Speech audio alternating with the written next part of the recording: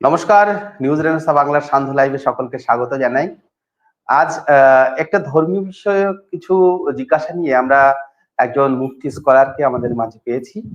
মাননীয় মুফতি মাসুদ মহাশয়, আপনাকে স্বাগত জানাই আমাদের স্টুডিওতে। আজকে আপনি আমাদের এসেছেন ধর্মীয় কিছু বিষয় নিয়ে আলোচনার জন্য। কেমন আছেন দাদা? হ্যাঁ, আমি ভালো আছি। সাবির হোসেন, আপনাকেও অসংখ্য ধন্যবাদ যে আপনি ইসলাম বিষয়ক কিছু প্রশ্ন এবং তার উত্তর নিয়ে এই লাইভের আয়োজন করেছেন। মানুষকে জানানোর যে এই প্রচেষ্টাকে আমি স্বাগত জানাই। একদমই।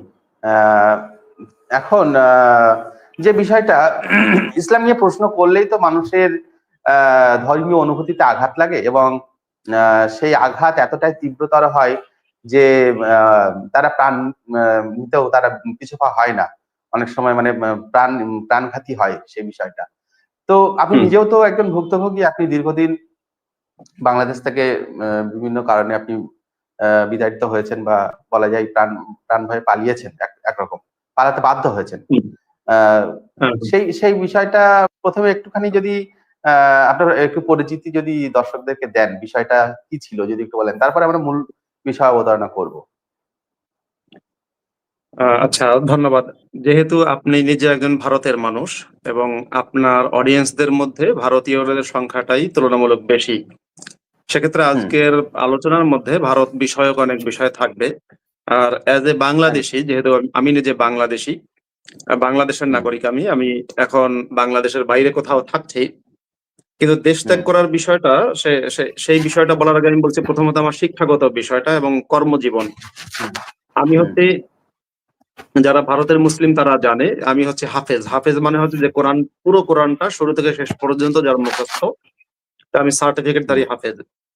দ্বিতীয়ত আমি একজন মাওলানা। হাফেজি শেষ করার পরে মাওলানা। মাওলানা মানে হচ্ছে যেটাকে আপনার ইসলামী মানে কওমির শিক্ষা, কিন্তু কওমি মাদ্রাসার যে শিক্ষা ব্যবস্থা সেখানকার হাইস্ট ডিগ্রি হচ্ছে মাওলানা, যেটাকে আমরা স্কুল কলেজ ইউনিভার্সিটির শিক্ষার ক্ষেত্রে আমরা মাস্টার্স পাস বা মাস্টার্সের সমমান বলা যেতে পারে।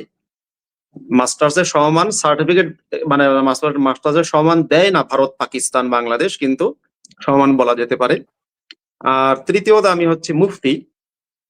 মুফতি হচ্ছে ইসলামিক যে জুরিসডিকশন বা ইসলামিক যে জুরিসপ্রুডেন্স এর উপরে যে স্পেশালিস্ট, ইসলাম অর্থাৎ ইসলামের যে আইন সিস্টেমের উপর যে স্পেশালিস্ট, তাকে বলা হয় মুফতি। এবং এই তিনটাই হচ্ছে সার্টিফিকেট, মানে হাফেজ, মাওলানা, মুফতি, এটা এই পড়াশোনা করলে মাদ্রাসায় সার্টিফিকেট দেওয়া হয়। আমি সেই সার্টিফিকেট ধারী। একইভাবে আমি আমার এই পড়াশোনার জীবন যখন পড়াশোনা করলাম, তারপরে আমি কর্মজীবনে গিয়ে আমি একজন মসজিদের ইমাম এবং কওমি মাদ্রাসার প্রিন্সিপাল, ঢাকার একটা মসজিদের ইমাম এবং একটা কওমি মাদ্রাসার প্রিন্সিপাল হিসেবে আমি দায়িত্ব পালন করেছি বহু বছর, প্রায় 12 বছর। তা 12 বছরে মসজিদের ইমাম এবং কওমি মাদ্রাসার প্রিন্সিপাল হিসেবে যখন দায়িত্ব পালন করেছি, সেই সময়টায় আমি বারবার আমার সামনে যে ইসলাম সম্পর্কিত সংশয় বা প্রশ্ন এসেছে, সেগুলোকে আমি নিজে নিজে চেষ্টা করেছি দমন করতে, কিন্তু সেগুলো দমন করা সম্ভব না। কারণ সত্য এমন জিনিস, সত্য বারবার আপনার মনের মধ্যে হানা দেবে, মনের মধ্যে আঘাত করবে। এই সংক্রান্ত বা এই বিষয়ে আমি রিসেন্টলি একটা বই লিখেছি, পশ্চিমবঙ্গের কলকাতা থেকে বইটা পাবলিশ হয়েছে। বইটার নাম হচ্ছে নাস্তিক ইমামের হজ। আমি হজ করেছিলাম, সেই হজের স্মৃতি নিয়ে আমি একটা বই লিখেছি। বইয়ের কভারটা একটু দেখানো যাবে যদি পাশে থাকে? বইয়ের কভারটা একটু অপেক্ষা করুন, আমি বইটা নিয়ে এসে দেখাচ্ছি।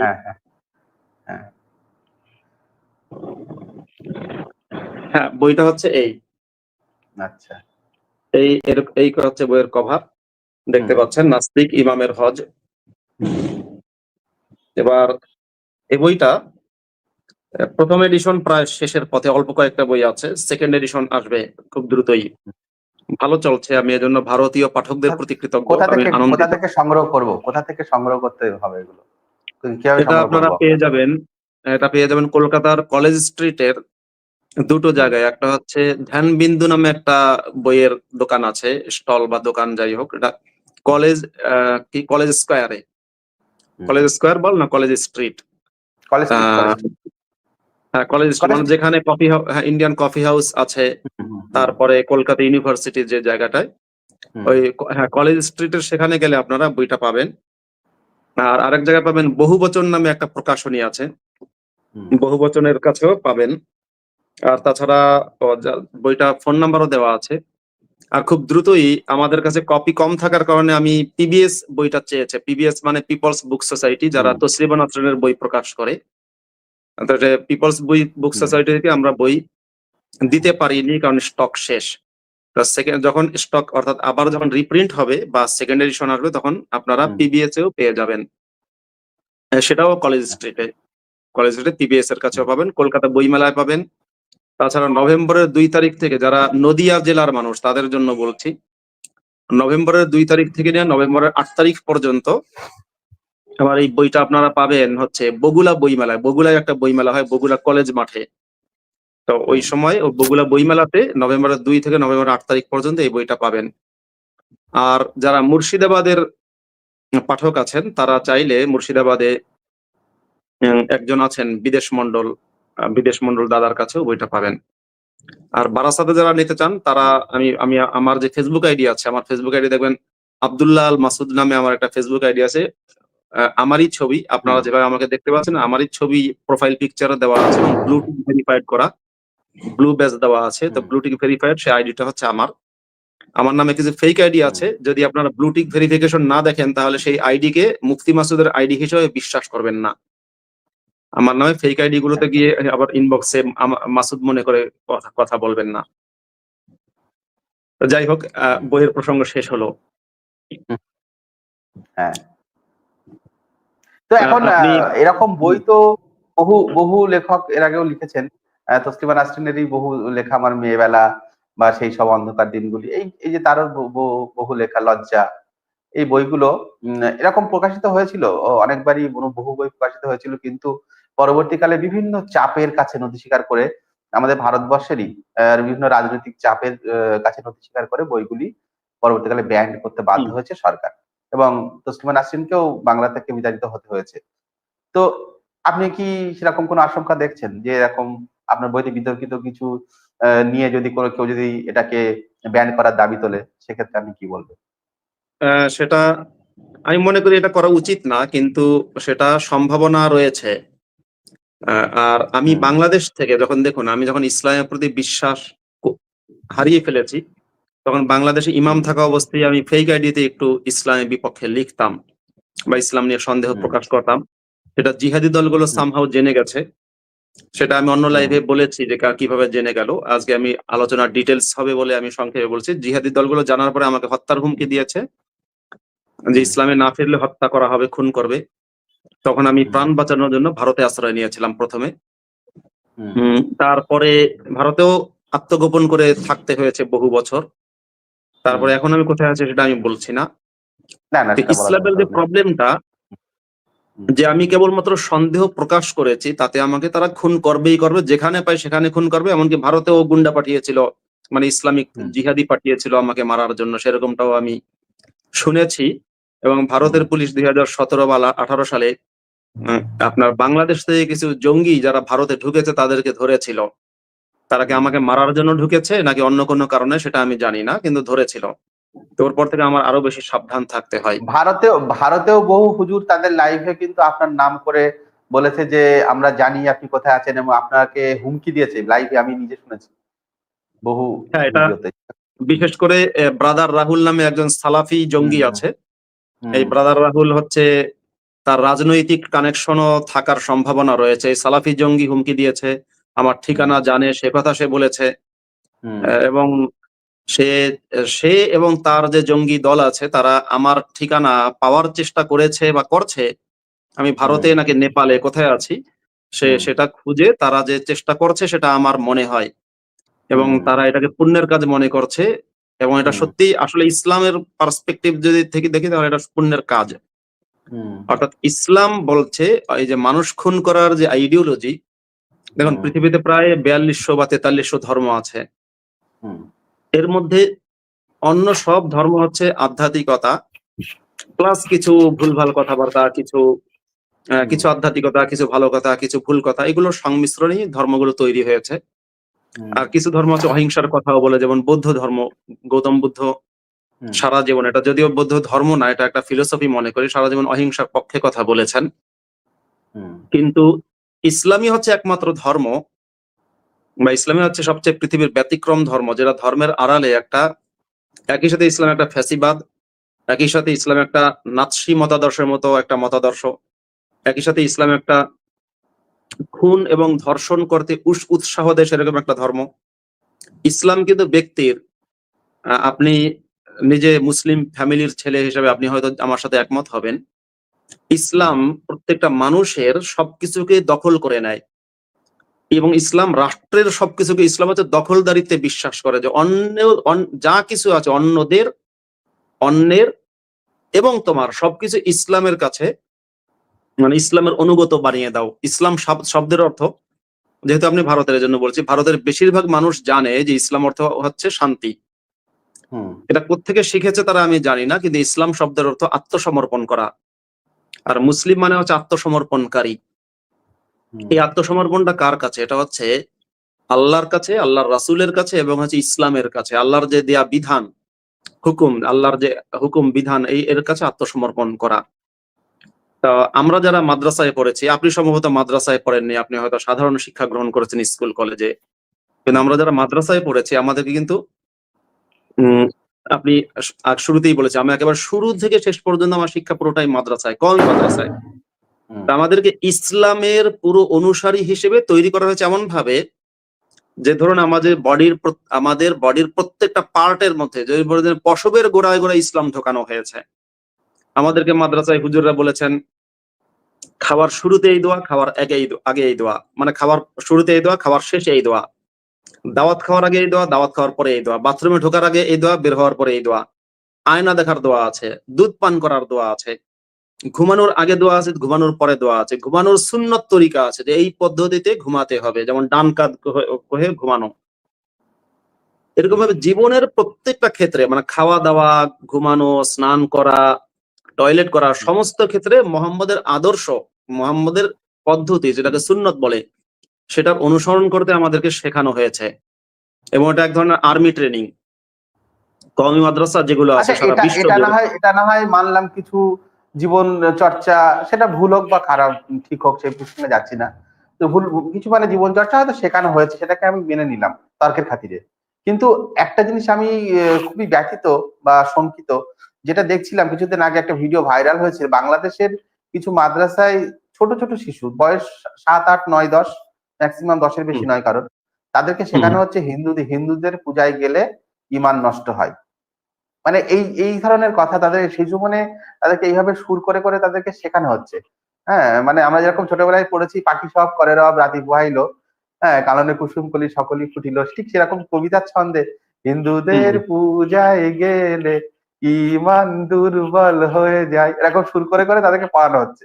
মানে দেখে সত্যি মানে আমি মানে আশ্চর্য, মানে শঙ্কিত, এরকম ভাবে শিশু মনের সঙ্গে এইভাবে খেলা করা, বিদ্বেষ এখন তো সৃষ্টি করা। ক্যামেরা, হ্যাঁ, এটা মাদ্রাসায় হয়, এবং এটা ইসলামের শিক্ষা। এটা এমন না যে হুজুর আপনার তার ছাত্রদেরকে এটা শেখাচ্ছে, সে হুজুর কিন্তু ভুল কিছু শেখাচ্ছে না। ইসলামের ব্যাখ্যায় যদি বলি, আপনি যদি অ্যাজ এ হিউম্যান বিং আমাকে জিজ্ঞাসা করেন, আমি বলবো এটা অনৈতিক, এটা খারাপ, আমি তো ইসলামটাকেই খারাপ বলি। কিন্তু ইসলামের ব্যাখ্যায় যদি যাই তাহলে এটা ভুল না। আমরা যারা মাদ্রাসায় পড়েছি, ইনফ্যাক্ট শুধু বাংলাদেশের চিত্র এটা না, ভারতেও ক্যামেরা আসার কারণে কি হয়েছে, এই ভিডিওগুলো আপনারা সোশ্যাল মিডিয়ায় দেখতে পাচ্ছেন এবং শুনছেন, কিন্তু আমি যে মাদ্রাসায় পড়েছি, যতগুলো মাদ্রাসায় পড়েছি, আমাদেরকে এগুলো শেখায়নি, শিখিয়েছে তো আমাদেরকে। আমি যখন হিফজোখানায় পড়ি, আপনি ভাবুন হিফজোখানায় পড়ি, মানে একেবারে মাদ্রাসায় খুবই বয়স আমার কম, আমার বয়স 12 বছর হবে।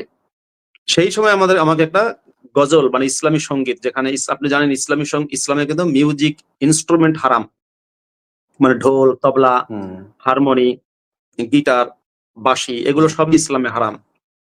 ইসলামে আপনার গান গাইতে হবে কেবল আল্লাহ রাসূলের প্রশংসা করে গাইতে হবে, এবং সেটা কোনো মিউজিক ইনস্ট্রুমেন্ট ছাড়া। দাবটা বাজানো হয়, দাব একদিক খোলার, যেটা দাব যন্ত্র বলা হয়, যেটাকে তাল যন্ত্র, দাব না, সে দফ বাজানোর অনুমতিটা কেবলমাত্র আপনার ইসের মধ্যে, বিয়ের ক্ষেত্রে, বিয়ের জন্যই বাজানো জায়েজ আছে। অর্থাৎ সেখানে বলা আছে আলিনুন নিকাহা ওয়ালাউ বিদ্দাফি, এরকম একটা হাদিস আছে, মুহাম্মদ বলেছিল প্রয়োজনীয় দফবাজি হলেও তোমরা বিবাহের বিষয়টা মানুষের মধ্যে প্রচার করে দাও যে এই দুজনের মধ্যে বিয়ে হয়েছে।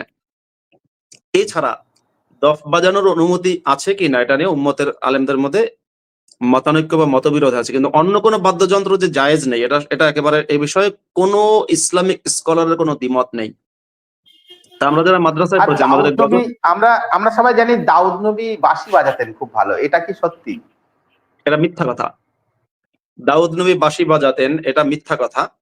আর আমরা যারা এই প্রসঙ্গে আমার একটু কথা বলতে হবে, কারণ এটা আপনি চমৎকার প্রশ্ন করেছেন যে একটা যারা এই লিবারেল মুসলিম বা মডারেট মুসলিম, আসলে মডারেট মুসলিম বলতে কিছু হয় না। মডারেট মুসলিম বলতে আমরা যাদেরকে চিনি তারা হচ্ছে মূলত এই জিহাদি মুসলিমদেরই সৃষ্টিকর্তা, পালনকর্তা, রক্ষাকর্তা, যা কিছু বলেন ওরাই এটা।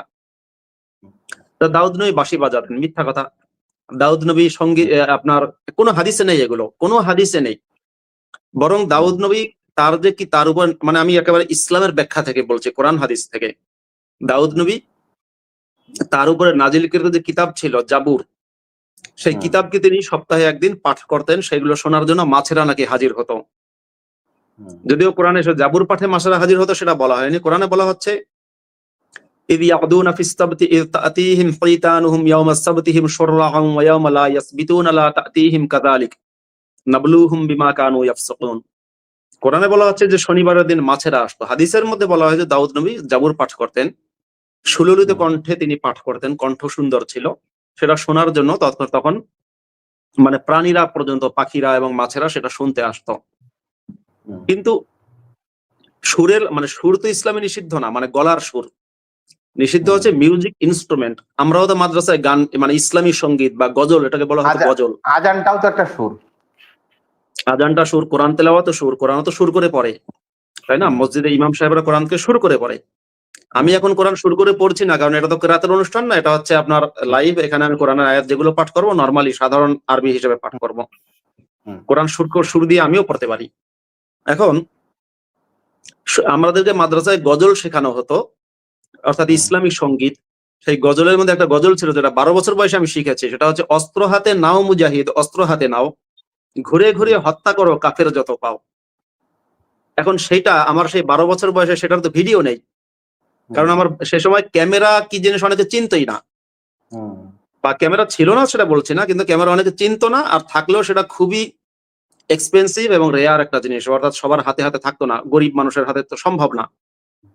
আর তখন তো মোবাইলের নামই মানুষ, মানে আমাদের দেশের মানুষেরা মোবাইল কি জিনিস চিনতই না, জানতোই না। তো সুতরাং হাতে হাতে ক্যামেরা থাকার প্রশ্ন ওঠে না, যে কারণে ওটার কোনো ভিডিও নেই। আমাকে মাদ্রাসায় একটা গান শেখানো হয়েছে, অনেকগুলো গান, মানে ইসলামী সঙ্গীত, যেখানে আপনার কি বলে অমুসলিমদের প্রতি, অমুসলিমদের হত্যা করা। যেমন একটা গান আমি শিখেছিলাম আমার একজন শিক্ষকের কাছে, আমাদের সবাইকে তিনি শিখিয়েছেন, জিহাদের এই ঝান্ডা আমরা চিরদিন উঁচু রাখবো, চির মুজাহিদ সৈনিক মোরা অতন্দ্র নিশি জাগবো, সব সংকটে সকল সড়কে ঘূর্ণা বর্তে বজ্র করকে, প্রলয় তুফানে শহীদ রক্তে মুক্তির ছবি আঁকবো। আরবিতেও আমরা গান শিখেছি, যেমন একটা গান শিখেছিলাম সুর করে আমরা সবাই একসাথে পড়তাম, আল্লাহু রাব্বুনা মুহাম্মাদুন নাবিয়্যুনা নাহনু মুতিয়ুহুমা নাহনু মুতিয়ুহুমা নাহনু কুল্লুন হিজবুল্লাহ লা নাখাফু ইল্লাল্লাহ নুজাহিদুল কুফফারা লিইলাই কালিমাতিল্লাহ। যার হচ্ছে আল্লাহ আমাদের রব, প্রভু, মুহাম্মদ আমাদের রাসূল, আমরা তাদের আনুগত্য করি, আমরা সবাই আল্লাহর সেনাবাহিনী, আল্লাহর সৈন্যদল, সেনাদল, আমরা আল্লাহ ছাড়া কাউকে ভয় পাই না। আল্লাহর যে কালিমা, আল্লাহর যে বাণী, সেটাকে সমুন্নত করার জন্য আমরা কাফেরদের সাথে যুদ্ধ করি। এগুলো তো শিখেছি। এখন আপনারা সাধারণ যারা মানে সিভিলাইজড মানুষ, যারা আনকালচারড না, যারা কালচার করেন বা আপনার কালচারের চর্চা করেন, বা ভারতের অর্থাৎ কি বলে ভারতে বিশ্বাস করেন, কিংবা ভারতের জাতীয় সঙ্গীতে বিশ্বাস করেন, বা হিউম্যানিটিতে বিশ্বাস করেন, তাদের কাছে এগুলো অবাক বা বিস্ময়কর মনে হবে যে এগুলো সম্ভব, এটা কি শেখায়। আমি যখন আমার ভারতীয় অনেক বন্ধুর কাছে, মানে তারা মুসলিম ব্যাকগ্রাউন্ডেরও না, হিন্দু ব্যাকগ্রাউন্ডের এরকম, কিংবা ধরুন যে এক্স হিন্দু, কিংবা ধরেন যে বিশ্বাসী হিন্দুই হোক, যখন আমি তাদেরকে এগুলো বলেছি, তখন বলি না না ভাই, এগুলো হতে পারে না, এটা হতে পারে না, এটা একটা মাদ্রাসায় শিক্ষা প্রতিষ্ঠান এগুলো শেখাতে পারে না। আমি বললাম শেখাতে পারে, মানে তাদের কাছে এটা খুবই অকল্পনীয় হ্যাঁ, বলে যে আনথিঙ্কেবল, ইটস ইম্পসিবল, আমি বলি ইটস পসিবল, হুম, বাংলাদেশে যান, কিংবা বাংলাদেশে না, হুম। দূরে যেতে হবে না, পাসপোর্ট ভিসা করে বাংলাদেশে যাওয়া দরকার নেই, ভারতের কওমি মাদ্রাসার ভেতরে ঢুকুন না, দেখুন না সেখানে কি পরিমাণ হিংসা শেখানো হয়, ট্রিমেন্ডাস বাংলাদেশের লেভেলের প্রসঙ্গ হিংসা। প্রসঙ্গ যখন উঠছে বারবারই একটা কথা না বলে থাকতে পারছি না। বাংলাদেশ কি আগের থেকেও খারাপ হচ্ছে?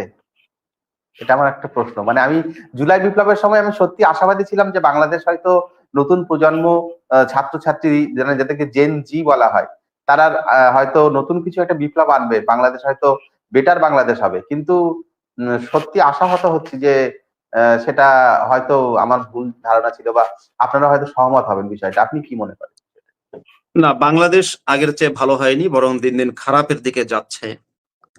এবং বাংলাদেশে আপনার মোহাম্মদ ইউনূসের নেতৃত্বে যে সরকার গঠিত হয়েছে, এটা পুরোই তালেবানি এবং জামাতি সরকার। আমি এটাকে জামাতি সরকার বলবো, কারণ এই সরকারের এজেন্ডাই হচ্ছে বাংলাদেশের সবচেয়ে ভয়ঙ্কর এবং সবচেয়ে দুর্ধর্ষ ইসলামিক সন্ত্রাসবাদী সংগঠন জামায়াতে ইসলামের পক্ষে কাজ করা, এটা এদের এজেন্ডা। এই সরকারের অধীনে বাংলাদেশে প্রথম তারা শুরু করেছে বিশ্ববিদ্যালয় থেকে।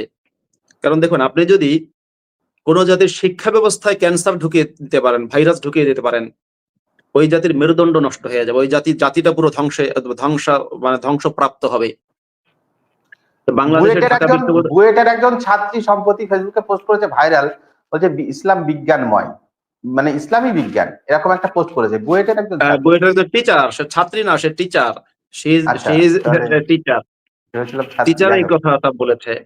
আর হুম, বাংলাদেশের ঢাকা বিশ্ববিদ্যালয় সহ, ঢাকা বিশ্ববিদ্যালয়, চট্টগ্রাম বিশ্ববিদ্যালয় সহ কয়েকটা বিশ্ববিদ্যালয়ে ছাত্র সংসদ নির্বাচন, যেটাকে ভিপি নির্বাচন বলে, ডাকসু নির্বাচন বা চাকসু নির্বাচন বা জাকসু নির্বাচন, এই যে ভিপি নির্বাচন যে হয়েছে এই এই সরকারের অধীনে যে কয়টা হয়েছে, সবগুলো হুম, নির্বাচনে কিন্তু ইসলামী ছাত্র শিবির নিরঙ্কুশ ভাবে জয়লাভ করেছে। অর্থাৎ জামাত ইসলামীর যে ছাত্র সংগঠন, হুম, যে ছাত্র সংগঠনটা জঙ্গিবাদের জন্য, ইসলামিক সন্ত্রাসবাদের জন্য বিখ্যাত, এবং হুম, সবচেয়ে বিখ্যাত হচ্ছে মানুষের রগ কাটার জন্য। ওদের হুম, কাজ হচ্ছে মানুষের হাত পায়ের রগ কেটে দেয় ওরা। এবং হুম, বহুবার বহুবার মানে অসংখ্যবার তারা অসংখ্য মানুষের হাত পায়ের রগ কেটে দিয়েছে। এই রগ কাটার রাজনীতি যারা করে, তারা এই সরকারের অধীনে প্রিভিলেজ পেয়েছে, এবং প্রিভিলেজ পেয়ে তারা কিন্তু ছাত্র সংসদ নির্বাচনে নিরঙ্কুশ জয়লাভ, মানে বিজয় অর্জন করেছে। এবং এই হুম, সরকার চাচ্ছে নেক্সট ইলেকশনে জামাতকে ক্ষমতায় নিয়ে আসতে। আর জামাতকে ক্ষমতায় নিলে জামাতের যে শাসন ব্যবস্থা, সেটা কিন্তু তালেবানের শাসন ব্যবস্থার মতো না। এখানে একটা পার্থক্য আছে। হুম, জামাতের সাথে তালেবানের কিন্তু আইডিওলজিগত পার্থক্য আছে। জামাতের আইডিওলজি হচ্ছে আহ, তুরস্কের একে পার্টি, মিশরের হুম, মুসলিম ব্রাদারহুড, আর হচ্ছে ইরানের যে খোমেনি তন্ত্র, হুম, খোমেনির যে ইসলামিক বিপ্লবের সরকার, এই এই তিনটার সমন্বয়। অর্থাৎ জামাত কিন্তু কিছুটা ইরানের বিপ্লব থেকে নিয়েছে। যদিও হুম, জামাত ইসলাম যখন তৈরি হয় তখন ইরানে কিন্তু রেভলিউশন হয়নি, বাই দা ওয়ে, এই জিনিসটা জানা দরকার।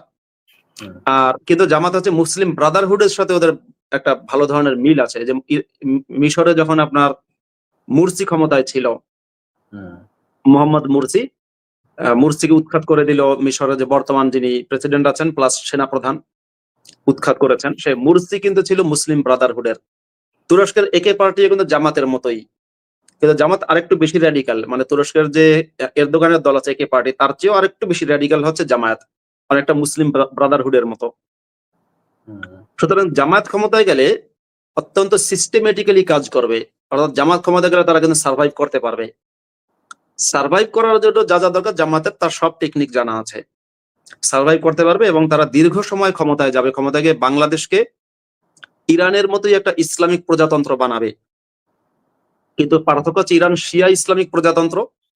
হুম, এমনিতে ইসলামের নাম, ইরানের নাম আছে মানে ইসলামিক প্রজাতন্ত্র ইরান। হুম, কিন্তু জামাত ক্ষমতায় গেলে সেটা কিন্তু সেটা শিয়াদের দ্বারা পরিচালিত। জামাত ক্ষমতায় গেলে সুন্নিদের দ্বারা পরিচালিত সরকার হবে, সেখানে মওদুদিবাদ প্রতিষ্ঠিত হবে। অর্থাৎ জামাতের যিনি লিডার, তার নাম হচ্ছে সাইদ আবুল আলা মওদুদি, ভারতের নাগরিক। হুম, ভারতেই প্রথম তার জন্ম, পরে হুম, পাকিস্তানে চলে গিয়েছিল দেশ ভাগ হওয়ার পরে। বাই দা ওয়ে, মওদুদি কিন্তু পাকিস্তান রাষ্ট্রের মানে রাষ্ট্র তৈরির বিরোধিতাও করেছিল, কিন্তু পাকিস্তান হওয়ার পরে আবার সে পাকিস্তানে চলে গেছে। তো জামায়াতের আইডিওলজি হচ্ছে ওই মুসলিম ব্রাদারহুড, একে পার্টি, এদের সাথে মিল আছে। ইনফ্যাক্ট কাতারের যে আমির আছে শেখ তামিম, তার সাথেও অনেকটা জামাতের মিল আছে বা জামাতের সাথে তার ভালো সম্পর্ক। আল জাজিরা কিন্তু সবসময় জামাতের পক্ষে প্রপাগান্ডা চালায়। কাতারের আমিরের কিন্তু কোনো পলিটিক্যাল পার্টি নাই, কিন্তু তার একটা আপনার পলিটিক্যাল এজেন্ডা আছে, সেই এজেন্ডা বাস্তবায়ন করে তার ব্যক্তিগত টিভি চ্যানেল। আমি শব্দটা আবার রিপিট করছি, যে কাতারের যে আমির শেখ তামিমের একটা ব্যক্তিগত TV channel, personal TV channel, সেটার নাম হচ্ছে আল জাজিরা। আল জাজিরা হচ্ছে কাতারের সরকারি কিন্তু একটা টিভি চ্যানেল। আল জাজিরাকে তো একটা ইন্টারন্যাশনাল মানে অথেন্টিক নিউজ চ্যানেল হিসেবে সবাই দেখে। না, Al Jazeera international news channel, এটা ঠিক, কারণ তাদের ব্যাপক টাকা আছে। ইউরোপ থেকে, আমেরিকা থেকে বা বিভিন্ন মানে বিশ্বের বিভিন্ন ইউরোপিয়ান দেশগুলো থেকে তারা নন মুসলিমদেরকে ইসলামের জন্য হাইলি মানে হাইলি পে করে তারপরে তারা নিয়েছে, অনেক ভালো স্যালারি দেয়, যে কারণে নন মুসলিম দেশগুলো থেকে বা নন মুসলিমরাও সেখানে চাকরি করে। এই নন মুসলিমরা বেশিরভাগই হচ্ছে আপনার ওই কোন একটা নির্দিষ্ট এমন মতাদর্শে বিশ্বাস করে যে ইসলামিক পলিটিক্সে বিশ্বাস করে, অর্থাৎ সে নাম হতে পারে ডেভিড, নাম হতে পারে উইলিয়াম, কিন্তু ইসলামের মতাদর্শে বিশ্বাস করে বা টাকার লোভে আল জাজিরা চাকরি করে। যাই হোক, আল জাজিরা কিন্তু কোন রকম আন্তর্জাতিক টিভি চ্যানেল, মানে আন্তর্জাতিক টিভি চ্যানেল মানে হচ্ছে যে আন্তর্জাতিকভাবে তাদের পরিচিতির অনেক ব্যাপক, কিন্তু ওরা একটা জিহাদি টিভি চ্যানেল। ইসলামিক জিহাদ, ইসলামিক সন্ত্রাসবাদকে অলওয়েজ তারা প্রমোট করে। বিশেষ করে আল জাজিরা অ্যারাবিক যে টিভি চ্যানেলটা আছে, আল জাজিরা অ্যারাবিক টিভি চ্যানেলে যে পরিমাণ ঘৃণা ছড়ানো হয়, এটা অকল্পনীয়। কোনো মানুষ কল্পনা করতে পারবে না যে কি পরিমাণ ঘৃণা ছড়ানো হয় ইহুদিদের বিরুদ্ধে এবং অমুসলিমদের বিরুদ্ধে। ভারতে যখন নূপুর শর্মার একটা ইস্যু আসলো, নূপুর শর্মার যে কথাটা বলেছিলেন, কথাটা সত্য। একই কথা জাকির নায়েকও বলেছে যে মোহাম্মদ 6 বছরের শিশুকে বিয়ে করেছে, ওই কথাটাই নূপুর শর্মা বলেছে। এটাকে সর্বপ্রথম বিশ্ব দরবারে নিয়ে এসে এটা নিয়ে হিংসা এবং ঘৃণা সৃষ্টি করেছে আল জাজিরা।